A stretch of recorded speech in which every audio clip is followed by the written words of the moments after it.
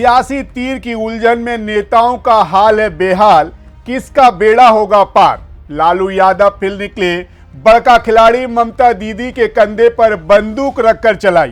केजरीवाल फिर मुफ्त की रेवड़ियों की रणनीति बनाई और अखिलेश यादव की धरी रह गई सारी हवा हवाई।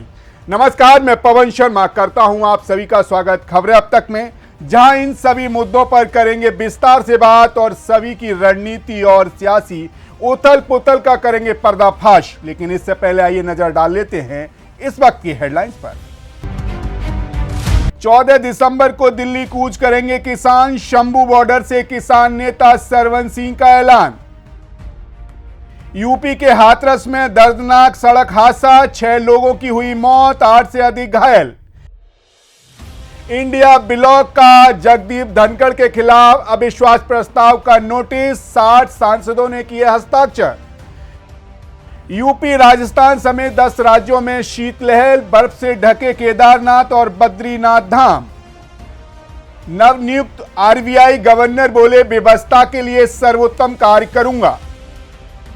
बरेली में अभिनेत्री सपना सिंह के बेटे का शव नाले में मिला, परिवारजन ने लगाया हत्या का आरोप। आरक्षण की मांग पर लिंगायत समुदाय ने की विधानसभा घेराव की कोशिश, पुलिस ने भाजी लाठियां। म्यूचुअल फंड में नवंबर 2024 में 75% घाटा, निवेश, नए एसआईपी अकाउंट के रजिस्ट्रेशन में भी जोरदार गिरावट।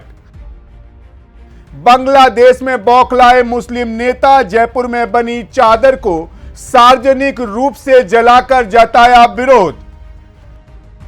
उतार चढ़ाव के बाद सपाट बंद हुआ बाजार, सेंसेक्स निफ्टी हरे लाल निशान के नीचे झूलते रहे। हेडलाइंस के बाद खबरें अब तक में आपका स्वागत है। तो चलिए बढ़ते हैं आज की रिपोर्ट्स की ओर। किसी ने क्या खूब कहा है, राजनीति में कब क्या हो जाए कुछ कहा नहीं जा सकता। क्या आप सोच सकते हैं कि राजनीति में भी दूल्हा बदला जा सकता है? मगर ऐसा हो गया है। लालू यादव ने इंडिया गठबंधन के दूल्हे को ही बदल डाला है। कैसे, चलिए आपको बताते हैं। जब इंडिया गठबंधन का गठन हो रहा था तब विपक्षी एकता की बैठक में लालू ने राहुल गांधी को कहा था, हम बाराती बनने को तैयार हैं मगर आप दूल्हा बनिए, यानी कि आप ही गठबंधन को चलाइए। दरअसल में विपक्षी दलों की बैठक नीतीश ने बुलाई थी। नीतीश कुमार अब इंडिया गठबंधन में नहीं है, वहीं राहुल गांधी गठबंधन के लिए कुछ खास नहीं कर पा रहे हैं। लेकिन गठबंधन में ममता बनर्जी ही अकेली ऐसी नेता हैं जो भारतीय जनता पार्टी पर भारी दिखती हैं। ऐसा में अगले साल बिहार में विधानसभा चुनाव को देखते हुए लालू ने पहला मोहरा चल दिया है और कह दिया है कि इंडिया गठबंधन की कमान ममता बनर्जी संभालेंगी, तभी गठबंधन चलेगा और बचेगा। अब सवाल ये उठता है कि आखिर ऐसा क्या हो गया कि लालू ने अचानक विपक्षी बारात का दूल्हा ही बदलने की मांग कर डाली। आखिर ऐसी पलटी उन्होंने क्यों मारी? तो चलिए इसका जवाब भी हम आपको दे देते हैं। बिहार में अगले साल विधानसभा के चुनाव होना है। यहां कांग्रेस, उनकी पार्टी राष्ट्रीय जनता दल के साथ गठबंधन में है। महागठबंधन में राजद के बाद कांग्रेस ही सबसे बड़ी पार्टी है। कांग्रेस हर चुनाव में राजद पर दबाव बनाती है और पिछले चुनाव में, माफ करिएगा, पिछले चुनाव में भी ऐसा ही दिख रहा था। प्रदेश अध्यक्ष डॉक्टर अखिलेश प्रसाद सिंह 2 साल पूरे कर चुके हैं। इन 2 वर्षों में उन्होंने कभी भी तेजस्वी यादव को ठीक से स्वीकार नहीं किया। जब महागठबंधन सरकार थी तो इस तनातनी के बीच वह मुख्यमंत्री नीतीश कुमार से कांग्रेस के लिए 2 और मंत्री पद मांगते रह गए। अब अगर राहुल गांधी इंडिया ब्लॉक के सर्वे सर्वा बने रहे तो बिहार में राजद पर दबाव बनाने में ज्यादा कारगर रहेंगे। इसके अलावा झारखंड में कांग्रेस ने जिस तरह से झारखंड मुक्ति मोर्चा से मिलकर राजद के लिए सीटों का सूखा रखा था, अगर कुछ उसका भी असर है। यानी कि देखा जाए तो साफ तौर पर समझा जा सकता है कि आखिर ये खेल कैसा है। लालू यादव फिर बड़का खिलाड़ी बन गए और ममता दीदी के कंधे पर बंदूक रखकर कांग्रेस पर गोली चला दी। बिहार चुनाव को देखते हुए लालू प्रसाद ने मौके पर चौका मारा है, मगर ये चौका इंडिया गठबंधन की नींव को और कमजोर कर गया है। एक तरफ कयास लगाए जा रहे हैं कि इंडिया गठबंधन में कोई दम नहीं है, वहीं दूसरी तरफ ऐसे बयान कयास सच हो रहे हैं। वहीं लालू प्रसाद के हर कदम का खास मतलब होता है। ममता बनर्जी यूं ही लालू प्रसाद की पसंद नहीं बन रही हैं, इसकी भी वजह है। जहां महाराष्ट्र में एक तरफ कांग्रेस पूरी तरह ध्वस्त होती दिखी, वहीं दूसरी तरफ बिहार से सटे पश्चिम बंगाल में ममता बनर्जी केंद्र की नरेंद्र मोदी सरकार और भारतीय जनता पार्टी पर हमेशा भारी पड़ रही हैं। ऐसे में लालू का ममता के प्रति समर्पण कोई अजूबा नहीं बल्कि रणनीति है। अब ये रणनीति बिहार में किसके कितने काम आती है, ये देखना काफी दिलचस्प होगा। फिलहाल इसी के साथ खबरें अब तक में रुक करेंगे अगली रिपोर्ट का। चुनाव जब भी आते हैं फ्री की रेवड़ियां लेकर आते हैं, चाहे राज्य के चुनाव हो या केंद्र का चुनाव, फ्री की रेवड़ियां आम हो गई हैं। हर पार्टी इस जुगाड़ में लगी रहती है कौन जनता को क्या लालच ज्यादा दे सकता है, और इस मामले में सबसे आगे हैं दिल्ली के केजरीवाल साहब, और वो फ्री बिजली देकर पहले ही इस काम में कामयाब भी हो चुके हैं और अब तो उन्होंने एक कदम और आगे का काम कर डाला है। दिल्ली में जल्द ही चुनाव होंगे। ऐसे में दिल्ली के पूर्व मुख्यमंत्री अरविंद केजरीवाल ने ऑटो चालकों से कई वायदे किए हैं। उन्होंने दिल्ली भर के ऑटो चालकों पर बड़ा दांव खेला है और 5 गारंटियां दी हैं। तो चलिए पहले बताते हैं 5 गारंटियां हैं क्या। हर चालक का 10 लाख तक का जीवन बीमा और 5 लाख का एक्सीडेंटल इंश्योरेंस। ऑटो चालकों की बेटी की शादी में 1 लाख रुपए की आर्थिक मदद। ऑटो चालकों को वर्दी के लिए साल में 2 बार 2,500 रुपए की मदद। बच्चों को कंपटीशन की तैयारी के लिए कोचिंग का खर्च उठाएगी सरकार। दिल्ली में ऑटो वालों के लिए पूछो ऐप फिर से चालू होगा। आपको बता दें कि अरविंद केजरीवाल के इस ऐलान पर दिल्ली की बीजेपी के राजेंद्र सोनी ने कहा है कि दिल्ली की सरकार को 10 साल हो गए, अब तक तो उन्हें ऑटो चालकों की याद नहीं आई, अचानक से क्यों याद आई। वहीं देखा जाए तो केजरीवाल ने ये कोई छोटा दांव नहीं खेला है, बल्कि बहुत बड़ा मास्टर स्ट्रोक चला है।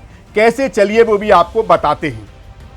दिल्ली का सटीक आंकड़ा तो नहीं, मगर भारत में ऑटो रिक्शा की संख्या साल 2022 तक करीब 24 लाख से ज्यादा थी। आज भी हर महीने करीब 11,000 नए ऑटो रिक्शा सड़कों पर आते हैं। अब देश की राजधानी दिल्ली में भी ऑटो रिक्शा कितने होंगे, इस बात का अंदाजा लगाया जा सकता है। वहीं केजरीवाल इन ऑटो रिक्शा चालकों को साथ कर केवल उनके वोटों पर ही हाथ नहीं मारना चाहते, बल्कि उनके परिवार के वोटरों पर भी कब्जा करने की कोशिश कर डाली है। यानी कि देखा जाए तो अरविंद केजरीवाल ने ऑटो वालों के लिए सरकारी खजाना तब खोला है जब सिर पर दिल्ली विधानसभा चुनाव मड़रा रहा है। ऑटो वाले और गरीब तबके के लोगों में अपने वोट बैंक को मजबूत करने के लिए दिल्ली की आप सरकार ने खेल खेला है। अब देखने वाली बात यह होगी कि होने वाले दिल्ली विधानसभा चुनाव में आप सरकार को ऑटो वाले इन गारंटी के बदले क्या गिफ्ट देते हैं, और क्या वाकई में केजरीवाल का रेवड़ी कल्चर इस बार भी चुनाव में काम आएगा या नहीं। फिलहाल इसी के साथ खबरें अब तक में रुक कर लेते हैं अगली रिपोर्ट्स का। उत्तर प्रदेश की 10 राज्यसभा सीटों पर चुनाव को 10 महीने हो गए हैं, लेकिन अखिलेश यादव के अंदर की खामोशी अभी भी पिघलने का नाम नहीं ले रही। उस वक्त राज्यसभा चुनाव में सपा के बागी विधायकों की क्रॉस वोटिंग ने पार्टी को मुसीबत में डाल दिया था, लेकिन अखिलेश यादव इस पर कार्रवाई करने से बचते नजर आ रहे हैं। बागियों की सूची में शामिल विधायक भारतीय जनता पार्टी के प्रचार में जुटे रहे, लेकिन अखिलेश यादव की चुप्पी पर कोई सवाल नहीं उठा रहा। राज्यसभा चुनाव के दौरान सपा के उम्मीदवार की हार का कारण बने इन बागी विधायकों में ऊंचाहार के मनोज पांडे, गोसाईगंज के अभय सिंह, गौरीगंज के राकेश प्रताप सिंह, कालपी के विनोद चतुर्वेदी, चायल की पूजा पाल, जलालाबाद के राकेश पांडे और बिशौली के आशुतोष मौर्य जैसे नेता शामिल थे। इन विधायकों की क्रॉस वोटिंग से बीजेपी को फायदा हुआ और सपा की हार हुई, लेकिन अखिलेश यादव ने कोई सख्त कदम नहीं उठाया। अखिलेश यादव ने चुनाव के बाद बागियों पर कार्रवाई का ऐलान किया था, लेकिन उनके वादे हवाई साबित हुए। लोकसभा चुनाव के दौरान इन बागियों ने बीजेपी के पक्ष में खुलेआम प्रचार भी किया। मनोज पांडे के घर गृह मंत्री अमित शाह का आगमन हुआ। राकेश पांडे के बेटे को बीजेपी से टिकट दिया गया। पूजा पाल घर घर जाकर बीजेपी का प्रचार करती दिखी। इसके बावजूद अखिलेश यादव ने बागियों पर कोई कार्रवाई नहीं की। वहीं चुनाव के बाद अखिलेश यादव ने बागियों पर कार्रवाई का मन तो बनाया था, लेकिन उन्होंने महसूस किया कि अगर अब कार्रवाई की गई तो इसके कानूनी पेचों में उलझकर यह मामला कई सालों तक खिंचता रह जाएगा। इसीलिए अब अखिलेश यादव का कहना है कि बदला विधानसभा की जनता लेगी, यानी कि अब यह मुद्दा जनता के बीच ले जाने की तैयारी में है। देखा जाए तो अब अखिलेश यादव चाहे जो कहें, लेकिन इन सब के बीच सवाल यह भी है, अगर अखिलेश यादव को ये सब पहले ही समझ में आ गया था तो फिर उन्होंने बागियों पर कार्रवाई करने का ऐलान क्यों नहीं किया? कहीं ये रणनीति ढोंग तो नहीं थी जो सपा के भीतर की सच्चाई को छिपाने के लिए किया गया हो? फिलहाल ये तो थी खबरें अब तक की आज की खास खबरों की खास रिपोर्ट, लेकिन जाते जाते इसके अलावा एक बात आपसे और करेंगे। विपक्ष के हंगामे की वजह से आज फिर लोकसभा की कार्रवाई 11 दिसंबर यानी कि कल तक स्थगित कर दी गई। लोकसभा अध्यक्ष ओम बिरला ने कहा कि संसद एक पवित्र स्थल है, इस भवन की उच्च गरिमा और मर्यादा है। संसद में देश की आकांक्षाओं अपेक्षाओं को पूरा किया जाता है। उन्होंने कहा कि पिछले कुछ दिनों से संसद परिसर में जिस प्रकार के प्रदर्शन और नारेबाजी की जा रही है वो न केवल अशोभनीय है बल्कि मर्यादा के खिलाफ है। देखा जाए तो ये हाल लगातार चलता आ रहा है।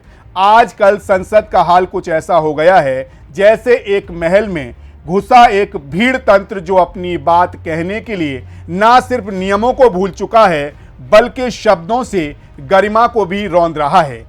यही वो जगह है जहां कानून बनते हैं, लेकिन आजकल यहां का माहौल कुछ ऐसा हो गया है कि जैसे संसद खुद अपने ही अस्तित्व पर सवाल उठाने लगा हो। विपक्ष बस कीचड़ उछालने में व्यस्त है। आजकल संसद का हर शस्त्र ऐसे लगने लगा है जैसे किसी कागजी चुनावी युद्ध का मैदान हो गया हो। विपक्ष को समझना होगा कि संसद की गरिमा को बनाए, ना कि उसके साथ खिलवाड़ करें, क्योंकि जनता सब देख रही है। आज नहीं तो कल जब इसके मुद्दे संसद तक नहीं पहुंचेंगे तो इसका खामियाजा तो भुगतना ही होगा। फिलहाल इसी के साथ मुझे दीजिए इजाजत और जाते जाते हम आपको छोड़ जाते हैं उस मुद्दे के साथ जो आजकल संसद में चल रहा है। आपको सोचना होगा कि पक्ष और विपक्ष के सांसद क्या वाकई में आपकी बात कर रहे हैं या केवल अपने लिए बात कर रहे हैं। फिलहाल इतना ही। देखते रहिए सी न्यूज़ भारत, हर खबर आपके साथ, आपके हाथ।